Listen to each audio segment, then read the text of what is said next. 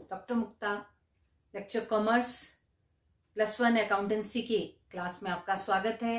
Chapter चल रहा है bank reconciliation statement. Third video है ये मेरी। बैंक रिकंसिलिएशन स्टेटमेंट का मैंने एक टेबल ड्रॉ किया है। मैंने कल बताया था, पिछली वीडियो में आपको बताया था कि हम जो क्वेश्चन स्टार्ट करते हैं, जो बैंक रिकंसिलिएशन स्टेटमेंट बनाना स्टार्ट करते हैं, तो हम कैश बुक के बैंक कॉलम के जो बैंक बैलेंस है वहां से स्टार्ट कर सकते हैं, या फिर पासबुक के बैलेंस से हम इसको क्वेश्चन को स्टार्ट कर सकते हैं। यहां पे ये जो पहला है, जो ये टेबल ड्रॉ किया है, मैं स्टार्ट कर रही हूं अभी ये वाला कैश बुक के बैंक कॉलम के बैलेंस से स्टार्ट कर रही हूं, और हमने पहुंचना कहां है, एंड में पासबुक के बैलेंस तक पहुंचना है। और दूसरा जब करवाऊंगी, पहला मैं ये करवा रही हूं, दूसरा हम पासबुक से स्टार्ट करके कैश बुक के बैलेंस तक पहुंचेंगे। पर first of all I am going to start this bank reconciliation statement from cash book bank balance. Cash book के बैंक बैलेंस से मैं ये स्टार्ट करूंगी, और हम देखेंगे कि अगर कैश बुक का डेबिट बैलेंस है, डेबिट बैलेंस मीन्स रिसिप्ट्स ज्यादा, पेमेंट्स कम। डेबिट बैलेंस मतलब डेबिट साइड बड़ी, क्रेडिट साइड छोटी, तो ऐसे को बोलते हैं डेबिट बैलेंस। दूसरा होता है क्रेडिट बैलेंस, मतलब पेमेंट्स ज्यादा, इनकम कम, तो वो ओवरड्राफ्ट की स्थिति होती है। तो ओवरड्राफ्ट की स्थिति हो तो अगर डेबिट बैलेंस हो तो क्या, कैसे शो करेंगे?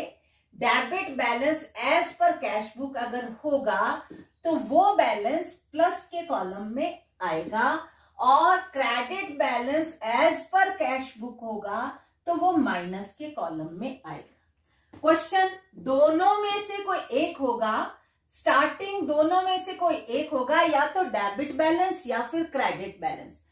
डेबिट बैलेंस होगा तो प्लस के कॉलम में वो अमाउंट लिखा जाएगा। अगर कैश बुक का क्रेडिट बैलेंस होगा, क्रेडिट साइड बड़ी, डेबिट साइड छोटी, तो हम कहां से स्टार्ट करेंगे? तो हम वो credit balance as per cash book जो होगा उसको माइनस कॉलम में लिखेंगे, और जो वो अमाउंट लिखा जाता है वो माइनस वाले कॉलम में हमने लिखना है। इतना हम ध्यान रखेंगे। तो चलो स्टार्ट करते हैं। एक एक जो ये ट्रांजैक्शन है, एक एक का इफेक्ट क्या होगा, और बहुत अच्छे से आपको समझ आएगा। मुझे लगता है हम खेल खेल में इसको जल्दी से सीखेंगे। इसको बोझ नहीं लेना। कई बार बैंक रिकंसिलिएशन स्टेटमेंट के लिए बच्चे रट्टा लगाते हैं, लेकिन रट्टा लगाने की बात ही नहीं है। जब हम समझेंगे तो हम उसको बड़े आराम से, आसानी से कर पाएंगे। और कुछ एक तो पिछली जो 2 वीडियोस है उसमें भी मैंने बताया है। तो अब हम इफेक्ट देखेंगे और करने का तरीका देखेंगे। कोई चिंता नहीं होती, बहुत आसानी से हम उसको कर लेते हैं। फर्स्ट ट्रांजैक्शन जो दिख रही है बोर्ड पे, चेक इश्यूड। अगर आपको वीडियो में इतना क्लियर ना दिखे तो मैं जो बोल रही हूं उस पर ध्यान देंगे। Check issued but not presented for payment. हम एक पार्टी बी को हमने, ये हमारा कैश बुक है, हमारी ये पासबुक है, हमने बी को एक चेक दिया, हमने बी की पेमेंट करनी थी, एक चेक इश्यू किया, और हमने जैसे चेक इश्यू किया हमने उसको कैश बुक के पेमेंट साइड में उसको एंटर कर लिया। मतलब हमने बी को किया तो बाय बी हमने वो पेमेंट कर दी। कितने की? फॉर एग्जाम्पल 4000 की हमने पेमेंट कर दी। अब ध्यान देंगे, हमने बी को पेमेंट की, 4000 का चेक दे दिया, हमने कैश बुक में उसको लगा लिया, और वो मिस्टर बी बैंक में गया ही नहीं। 10 दिन नहीं गया, 15 दिन नहीं गया, 20 दिन नहीं गया, अभी चेक वैलिड है, वो सोचता है जब समय लगेगा तो मैं जाऊंगा, ये कौन सा खत्म होने वाला है चेक। तो वो चेक को लेके काफी दिन बाद गया, तब को ये जो मिस्टर ए है, इन्होंने अपनी बैंक रिकंसिलिएशन स्टेटमेंट बनानी थी। तो जब उसने पेमेंट चेक दे दिया, कैश बुक में एंटर कर दिया, लेकिन यहां पे पासबुक में विड्रॉल वाले, क्योंकि हमारे खाते से कटने हैं ना, जब हम चेक इश्यू करते हैं तो हमारे खाते से कटते हैं, जब कोई हमें चेक देता है तो क्रेडिट साइड में डिपॉजिट वाले कॉलम में आता है, लेकिन ये 4000 कटे ही नहीं क्योंकि वो बैंक ही नहीं गया। तो यहां कैश बुक बता रही है बैलेंस कितना, बाय बैलेंस सीडी कितना बता रही है, 6000, 10,000 और 10,000। 6,000 बैलेंस बता रहा है कैश बुक, लेकिन पासबुक बैलेंस कितना बता रहा है, क्योंकि एक चेक कटा नहीं तो वो पूरा 10,000। तो मैंने बताया कैश बुक के बैलेंस से हमने स्टार्ट किया है, हमने पासबुक तक की जर्नी करनी है, हमने जाना कहाँ है, पासबुक को देखना है। हमारा बैलेंस यहाँ पे कम है, यहाँ पे ज्यादा है, तो हमने कम से ज्यादा की ओर जाना है, कम से ज्यादा की ओर जाना है। तो हम ये 4000 क्या करेंगे, इसको प्लस वाले कॉलम में लिख लेंगे। यहां भी 10,000 है, हम 4000 प्लस वाले कॉलम में लिख लेंगे। ठीक है, कम से ज्यादा की ओर जाना तो हमें ऐड करना पड़ेगा। अगर यहां ज्यादा है यहां कम है तो हमें माइनस करना है। ये बस ये अपने दिमाग में रख लेना है कि हम शॉर्ट में, मैंने तो आपको समझाने के लिए ऐसे कैश बुक ड्रॉ की, आप क्या कर सकते हैं, ये कैश बुक ये पासबुक ऐसे कर सकते हैं। यहां पेमेंट होगी, यहां हमने बैलेंस लिख लिया 10,000, यहां हमने 4,000 लिख लिया, तो यहां तो कम हो गया, लेकिन यह 10,000 है, 4,000 कटा ही नहीं, तो वो 10 का 10,000 है, इसलिए हमने कम से ज्यादा की ओर जाना। कम से ज्यादा कैसे बनेंगे, ऐड करके बनेंगे। तो मुझे लगता है पहला आपको अच्छे से समझ आ गया। अब मैं दूसरे पे चलती हूं। क्या एक एक चीज को हम लेंगे, हम एक एक उसको ट्रांजेक्शन को लेंगे और आगे बढ़ते जाएंगे। Second, cheque deposited, cheque deposit कर दिया but not credited by bank. Cheque deposited, मेरे पास चेक आया, मैंने कैश बुक में एंट्री कर दी। किससे आया, बी से ही आया। बी से चेक आया 1000 का, बी से चेक आया 1000 का ए के लिए, तो हमने वो बैंक में हमारे खाते में क्रेडिट होना है।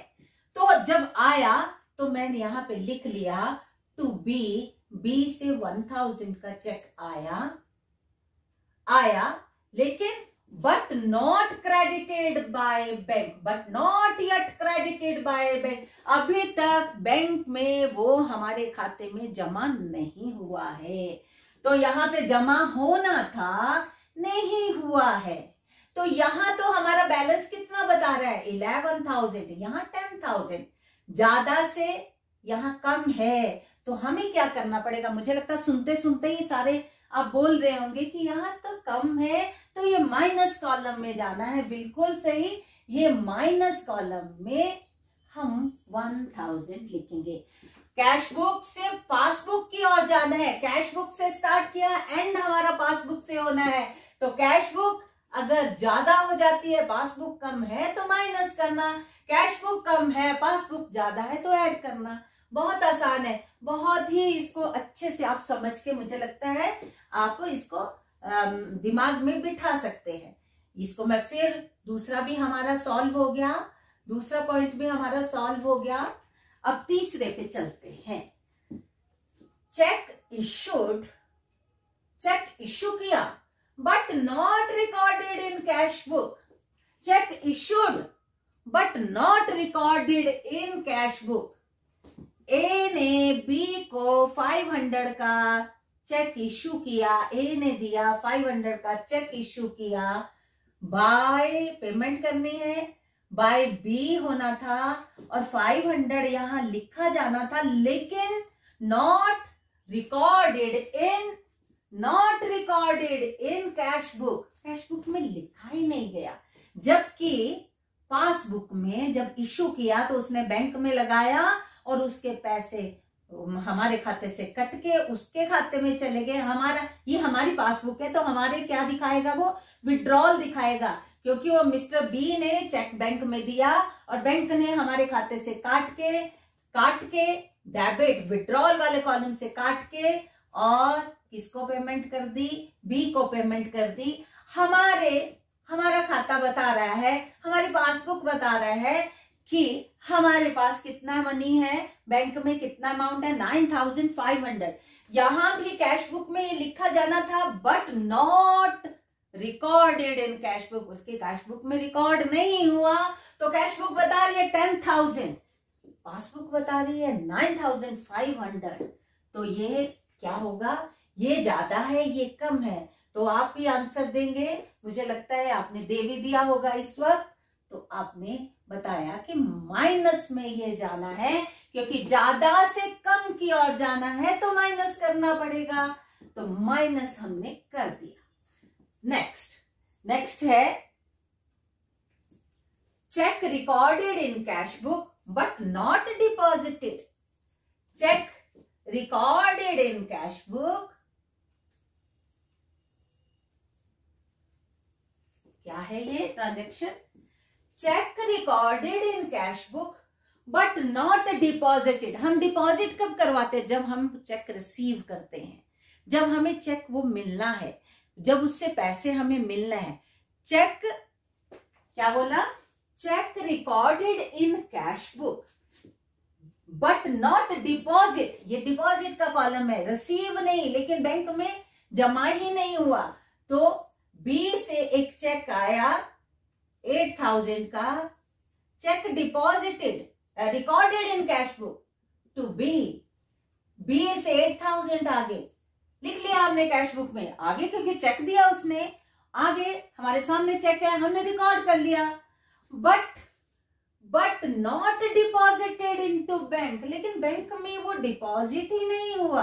8,000 होना था वो नहीं हुआ। तो हमारा ये बैलेंस बता रहा है 18,000 और ये बता रहा है 10,000। ज्यादा से कम, ये ज्यादा है, कम की ओर जाना है, तो ये 8,000 हमें यहां माइनस करना पड़ेगा। 8,000 हमें माइनस करना पड़ेगा। नेक्स्ट क्या बोलता है, इसको पहले साथ साथ मुझे इरेज करती जाऊंगी तो बच्चों को आपको अच्छे से समझ आएगा। नेक्स्ट, कल की वीडियो में एक छोटी सी मेरे से मिस्टेक हुई है।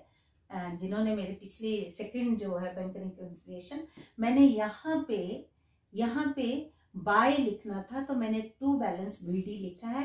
तो यहाँ पे वो आपको थोड़ा याद करके, यहाँ बाय, क्योंकि क्रेडिट का साइन क्या होता है, बाय होता है। तो by opening, only opening balance भी लिख सकते हो। पासबुक में ओपनिंग बैलेंस ऐसे भी लिखा होता है, और जब डिपॉजिट होता है तो बाय, और जब विड्रॉल होता है तो इतना ध्यान रखना है। तो डायरेक्ट इतना भी आप लिख सकते हो, ओपनिंग बैलेंस। नेक्स्ट हम करते हैं। नेक्स्ट क्या है, फिफ्थ वन क्या है, cheque send for collection but not collected by bank. हमने एक चेक बैंक को दिया, इंस्ट्रक्शन दी कि आप इस चेक को कलेक्ट करके मेरे खाते में डिपॉजिट कर दें। बी ने एक चेक दिया है, मान लो, या बिल्स रिसीवेबल है, और बैंक को ऑर्डर किया कि इस बिल्स रिसीवेबल को आप कलेक्ट करने के बाद मेरे खाते में डाल दें। तो चेक सेंट फॉर कलेक्शन, तो मैंने अपनी कैश बुक में, हम ये मान के चले कि मेरे खाते में डल गया, तो मैंने तो अपनी कैश बुक में एंट्री कर ली कि बी से मुझे बिल्स रिसीवेबल आया, जो भी आया बी से आया, और वो मुझे चेक आया तो मैं उसको मान लो 5000 का चेक आया, तो मैंने तो इसको एंट्री कर ली, but not yet collected by bank. लेकिन बैंक में कलेक्ट ही नहीं हुआ, बस बैंक में वो कलेक्ट नहीं हुआ, डिपॉजिट नहीं हुआ, बैंक ने वो कलेक्ट करके मेरे खाते में जो डालना था नहीं डाला। तो यहाँ पे मेरा बैलेंस बता रहा है 15,000, यहाँ 10,000, ज्यादा से कम की और तो माइनस में यहाँ हम डालते 500 लिखते हैं, 500 इमेजिनरी फिगर्स हैं, 500 लिखते हैं, तो 500 मैंने माइनस वाले कॉलम में डाल दिया, क्योंकि यहाँ पे 10,500, यहाँ 10,000 माइनस करना पड़ेगा। Next, bank charges. बैंक ने हमारे खाते से पैसे काट लिए, हमारे कुछ चार्जेस थे, बैंक के चार्जेस, बैंक सर्विसेज प्रोवाइड करता है, तो बैंक हमसे कुछ काटता है, तो बैंक ने पासबुक में ही हमारे अकाउंट से पैसे काट के 50 रुपीज काट के हमारा बैलेंस बता दिया 9,950। लेकिन हमें पता ही नहीं बैंक ने बैंक चार्जेस ले लिए हैं, हमें पता ही नहीं टू बैंक चार्जेस, हमें नहीं पता कि बैंक ने हमसे पैसे काट लिए हैं। तो यहाँ हमारा बैलेंस बता रहा है 9,950, यहाँ बता रहा है 10,000, तो ये भी माइनस में आएगा, बैंक चार्जेस भी माइनस में आएंगे। और साथ ही उसके एक और है, and interest debited by bank. Interest debited by bank, bank ने हमारे उससे इंटरेस्ट भी काट लिया, टू इंटरेस्ट काट लिया। कितना? 100 रुपीज काट लिए बैंक ने, लेकिन मुझे पता ही नहीं। जब मुझे पता नहीं, क्योंकि मैंने अपडेट नहीं करवाई बैलेंस अपनी बैंक पासबुक, तो मुझे पता नहीं कि वो 100 रुपीज काट लिए हैं। 100 रुपीज काटने के बाद तो ऊपर वाली मैं थोड़ा बैंक चार्जेस वाला मिटा देती हूँ, अलग अलग ट्रांजेक्शन करती है, क्योंकि 1000 से ही कंपेयर करना है। तो 100 रुपीज काटने के बाद 9,900 हमारा रहा, और ऊपर हमारा कितना बता रहा है? 10,000 बता रहा है। और यहाँ पे कम हो गया। जब भी बैंक इंटरेस्ट काटता है, डेबिटेड लिखा हुआ है, डेबिटेड विड्रॉल वाले में आएगा। इसने काटा, इंटरेस्ट काटा, हमारा अमाउंट इतना रह गया। कैश बुक को पता ही नहीं, हमें पता ही नहीं कि बैंक ने कुछ काट भी लिया हमारे अकाउंट से, तो ये ज्यादा से कम की ओर जाना है, तो ये भी कितना होगा? 100 रुपीज माइनस में जाएगा। थोड़ा इसी के पास लिखती हूं मैं, ये दोनों इकट्ठी है, ये दोनों चीजें bank charges and interest debited by bank. Bank ने हमें इंटरेस्ट दिया, interest credited by bank. Bank ने हमें इंटरेस्ट दिया मतलब हमारे खाते में डाला, हमने जितना वहां पे सेविंग की हो तो उस पर इंटरेस्ट बैंक हमें भी देता है। तो बैंक ने हमें 300 इंटरेस्ट दिया, बाय इंटरेस्ट 300 इंटरेस्ट दिया। हमारा बैलेंस बता रहा है 10,300।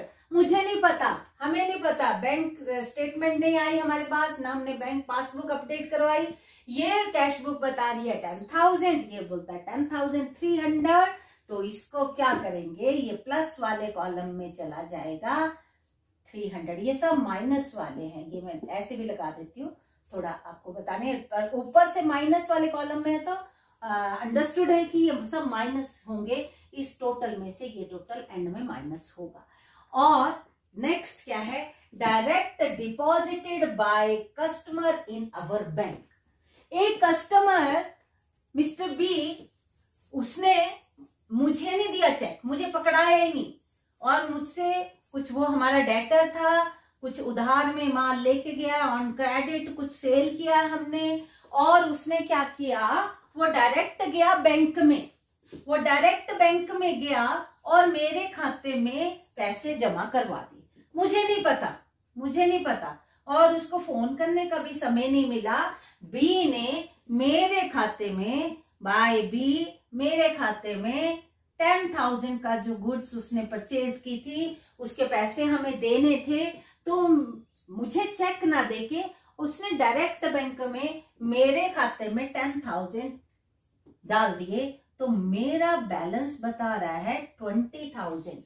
उसने डायरेक्ट दिलवाए, मेरे पास स्टेटमेंट नहीं है, मुझे पता नहीं है, मैंने यहाँ पे कोई पोस्टिंग नहीं की, तो यहाँ 10,000, यहाँ 20,000, तो कम से ज्यादा की और जब जाएंगे तो ये किस में जाएगा? 10,000 हमारा प्लस वाले कॉलम में जाएगा। तो यहां तक समझ आ गया होगा। नेक्स्ट हम करते हैं, नेक्स्ट है interest and dividend collected by bank. चाहे इंटरेस्ट या डिविडेंड, हमने कहीं मनी इन्वेस्ट किया है, हमने किसी कंपनी, हमारी कंपनी ने किसी और कंपनी के शेयर्स या कुछ भी डिवेंचर में इन्वेस्ट किया है, वहां से हमें इंटरेस्ट भी मिलता है, इनकम मतलब इनकम, और वहां से हमें डिविडेंड भी, शेयर्स पे हमें डिविडेंड भी मिल रहा है। तो वो बैंक ने बिना हमें बताए, क्योंकि बैंक को हमने स्टैंडिंग इंस्ट्रक्शन दिया, वो हमें बिना बताए उसने इंटरेस्ट भी और डिविडेंड भी कलेक्ट करके हमारे खाते में डिपॉजिट कर दिए। वो मान लो 5,000 उसने डिपॉजिट कर दिए, 5,000 उन्होंने हमारे खाते में डिपॉजिट कर दिए। हमारा खाता बता रहा है 15,000, ये बता रहा है 10,000। जब बैंक ऐसा करता है, हमारे खाते में डाल देता है, डिपॉजिट कर देता है, तो ऐसी जो वो रहती हैं ट्रांजेक्शन रहती है, तो किस में जाएगा? मुझे लगता है सबको समझ आ गई होगी। यहां कम है, यहां ज्यादा है, तो किस में जाएंगे? हम ज्यादा में जाएंगे, प्लस करना पड़ेगा। 5,000 we have to add in our bank reconciliation statements, plus column में हमें वो ऐड करना है। Bill collected by bank not entered in cash book. एक बिल है, बिल्स रिसीवेबल, वही सेम चीज, बैंक ने वो बिल्स रिसीवेबल को कलेक्ट किया, मेरे खाते में डाल दिया, but not recorded in cash book, कोई इंफॉर्मेशन नहीं है हमें, और वो हमारे खाते में डल गया। वो 2,000 के बिल्स रिसीवेबल बैंक ने कलेक्ट करके हमारे खाते में डाल दिए, तो यहां पे क्या बता रहा है वो? 12,000, और वहां 10,000। कम से ज्यादा की और जब जाएंगे तो ऑटोमेटिकली सबको पता है ये कहां जाएगा? 2,000 प्लस वाले कॉलम में जाएगा। और मुझे लगता है बिल्कुल स्पष्ट होगा। बस ये कुछ भी नहीं आपने करना, रटना तो है ही नहीं। आपने क्या करना है? सिंपल कैश बुक के ऐसे और पासबुक के 3 कॉलम आपको बनाने पड़ते हैं। ये बैलेंस का, ये डिपॉजिट का, ये विड्रॉल का, ये रिसिप्ट, ये पेमेंट आपको पता ही है। तो आप रफ में भी ये सब करेंगे तो आप किसी भी ट्रांजेक्शन में आपको धोखा नहीं होगा कि मैंने सही किया या मैंने गलत किया। चाहे हम कैश बुक के बैलेंस से स्टार्ट करते हैं, चाहे पासबुक के बैलेंस से, लेकिन ये ड्रॉ करके जब करेंगे तो कभी भी धोखा नहीं खाएंगे, कभी भी इस क्वेश्चन को हम गलत नहीं कर सकते। Bill discounted with bank and dishonoured. Bill discounted by bank with bank and dishonoured. ध्यान देना है होता क्या है। ये बिल्स रिसीवेबल की मैच्योरिटी डेट फॉर एग्जाम्पल 15 जुलाई 2020 की है, ध्यान देना है। और ये 1 मंथ के लिए लिखा गया था, और ये लिखा कब गया था, ये ड्रॉ कब हुआ था बिल? ये 12 जून 2020 को क्या हुआ था? ये ड्रॉ किया था ए ने बी के ऊपर। ए ने इसको गुड सेल आउट की, ए ने बी को गुड सेल आउट की कितनी तारीख को? 12 जून 2020 को। और ए ने बी के ऊपर ये बिल लिखा। बिल लिखने के बाद उसमें पूरा स्पेसिफाई लिख किया था कितनी तारीख को कितना माल मैंने बी को बेचा। बी 1 महीने बाद मुझे ये पैसा देगा, ये मेरी पेमेंट करेगा, और ये बिल ए ने बी को दे दिया। बी ने उस पे अपने सिग्नेचर, उस पे एक्सेप्टेंस देके ए को दे दिया। ए के लिए ये बिल क्या बन जाता है? Bills receivable. अब ये बिल्स रिसीवेबल 12 जून को लिखा तो इसकी मैच्योरिटी डेट बनी 12 के 1 महीने बाद 12 जुलाई 2020, और 12 जुलाई 2020 plus 3 days of grace period, तो ये 15 जुलाई को ये मैच्योर होना है। लेकिन ए को पैसे की बहुत ज्यादा जरूरत है, तो ए ने क्या किया? ए 12 को ये बिल लिखा, 12 को ही या 13 को, जब उसका दिल करे, मतलब उसकी मैच्योरिटी डेट से पहले पहले ए जाता है बैंक में कि ये बिल मैच्योर होगा 15 जुलाई को, तो पर मुझे बहुत पैसे की जरूरत है, आप इसको डिस्काउंट पे एनकैश कर दो। डिस्काउंट पर इनकैश कर दो, मतलब ये फॉर एग्जाम्पल 2000 का बिल है या 20,000 का बिल था, थोड़ा बड़ा लिखती हूँ अमाउंट, 20,000 का बिल है, आप इस पे डिस्काउंट काट के मुझे पैसे दे दो, मुझे बहुत जरूरत है। आपके पैसे 20,000 15 जुलाई को मिल जाएंगे, आपको मिल जाएंगे, आप मुझे अभी एनकैश कर दो और आपको मैच्योरिटी डेट पर ये मिल जाएंगे। तो बैंक क्या, बैंक कोई ऐसी सेवाएं देने के लिए थोड़ा, वो भी अपना प्रॉफिट मांगेगा, तो उसने प्रॉफिट कमा लिया। कैसे कमा लिया? उसने 20,000 पे को 10% डिस्काउंट पे एनकैश कर दिया, मतलब 2,000 उसने अपने काट लिए, 18,000 ए को दे दिए, अपने को बैंक को कितने मिल गए? 2,000 एक मिले, और जब 15 जुलाई है तो उसको 20,000 पूरे मिल जाएंगे।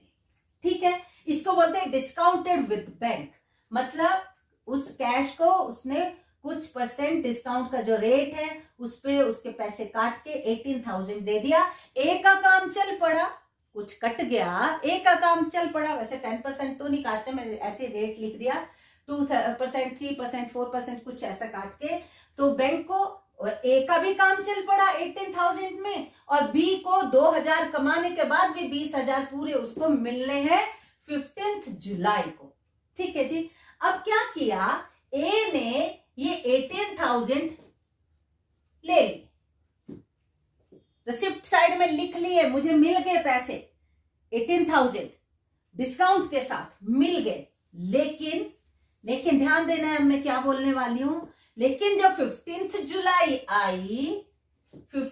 जुलाई आई तो जब पैसे लेने की वो कितने 20,000 आने हैं ना, डिपॉजिट होने हैं ना, जब मैच्योर होगा बिल तो उसने 20,000 रुपया उसको मिलना है। लेकिन जब खाता देखा, किसका? बी का खाता देखा, उसमें पैसे ही नहीं। बी का खाता देखा, पैसे नहीं, 20,000 कहां से आएंगे?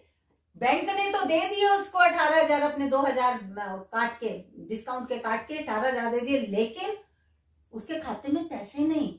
तो ये डिसऑनर हो गया, बिल डिसऑनर हो गया। तो यहां बैलेंस कितना बता रहा है? 28,000, यहां बता रहा है 10,000। तो हमें क्या करना पड़ेगा? जब डिसऑनर होता है तो माइनस में जाना पड़ता है, तो माइनस में हम जाएंगे। ये 18,000 हम माइनस में चले जाएंगे। 18,000 पे डिस्काउंट पे कैश किया था, तो ये 20,000 आने थे, नहीं आए, तो जितना पैसा तो वो माइनस हमें करना पड़ेगा। और next, direct payment made by bank on behalf of customer on our standing instruction. Our मतलब हमारे बिजनेस की, हमने बोला water bill, telephone bill, life insurance का बिल, बिजनेस के इंश्योरेंस का, जितने भी हमने स्टैंडिंग ऑर्डर दिए हैं कि हमारे ये पेमेंट कर देना बैंक को, और बैंक ने वो 8,000 की पेमेंट कर दी। तो यहाँ पे बैंक तो बता रहा है कि 2,000, हमें कुछ नहीं पता कि कुछ बैंक ने पेमेंट कर दिया है। तो यहाँ क्या हो गया, यहाँ 2000 है, यहाँ 10,000 है, तो क्या करेंगे हम इसको माइनस में लिखेंगे, माइनस में 8,000। और लास्ट वन है interest on overdraft charged by bank. Bank कुछ कस्टमर्स को, जो उनकी रूटीन के कस्टमर होते हैं, जिन पे उनको फेथ होता है, लॉयल होते हैं, उनका day to day transaction bank के साथ चलती है, तो कभी कभी बैंक उनको ओवरड्राफ्ट फैसिलिटी देता है। ओवरड्राफ्ट फैसिलिटी मतलब जितने हमारे अकाउंट में है, फॉर एग्जांपल हमारे अकाउंट में 1 लाख रुपीज है, लेकिन हमें 1,20,000 चाहिए, तो बैंक उसको 20,000 की ओवरड्राफ्ट फैसिलिटी देता है, और वो करंट लायबिलिटी होता है, विद इन ए ईयर उसको कस्टमर को, वो बैंक को वापस करने होते हैं। तो जब ओवरड्राफ्ट फैसिलिटी देता है तो बैंक उस पे भी इंटरेस्ट चार्ज करता है। इंटरेस्ट जब चार्ज करता है बैंक, तो बैंक ने उस ओवरड्राफ्ट पे इंटरेस्ट काट लिया, हमारा काट लिया, फॉर एग्जाम्पल 200 रुपीज काट लिए, तो 9,800, यहां हमें पता नहीं, तो ज्यादा से कम की ओर जाना। तो जब भी इंटरेस्ट कटता है, बैंक चार्जेस कटते हैं, इंटरेस्ट कटता है, इंटरेस्ट डेबिट होता है, इंटरेस्ट डेबिट मतलब इंटरेस्ट कटता है, तो ये माइनस में जाते हैं। जब हमें वो मिलता है, इंटरेस्ट मिलता है, तो वो प्लस में जाते हैं। तो ये सारी जितनी भी थी ये ट्रांजैक्शन मैंने आज आपको समझाई। कल हम इसके रिलेटेड कुछ प्रैक्टिकल प्रॉब्लम्स करेंगे, तो मुझे लगता है ये अच्छे से आपको समझ आ गया। हमेशा ये ड्रॉ करोगे, और हमने अगर पासबुक से स्टार्ट करके कैश बुक की ओर जाना है, तब भी नियम यही लगता है, कैश बुक अगर ज्यादा है, पासबुक से स्टार्ट करके कैश बुक ज्यादा है, पासबुक कम है, तो ऐड करना पड़ेगा। अगर कैश बुक कम है, पासबुक ज्यादा है, पासबुक से स्टार्ट किया है, तो माइनस करना पड़ेगा। नियम यही लगता है, लेकिन इसको फर्स्ट किस पे डिपेंड करता है कि हम स्टार्ट कहां से कर रहे हैं। हम कैश बुक से स्टार्ट करें, हम पासबुक से स्टार्ट करें, उसके बाद ये ड्रॉ करो, और बिल्कुल वही नियम लगा के हम अच्छे से इस क्वेश्चन को कर सकते हैं, कंप्लीट कर सकते हैं।